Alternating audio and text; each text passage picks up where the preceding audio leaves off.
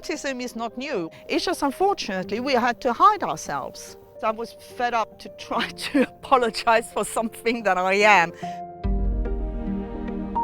Being neurocompliance takes a lot of effort. You know, you have to constantly remind yourself, oh, don't say this, don't say that. The best thing that ever happened to me was when I openly announced to people that I'm on the autistic spectrum. That has enabled me to be myself and not to hide so much my disability.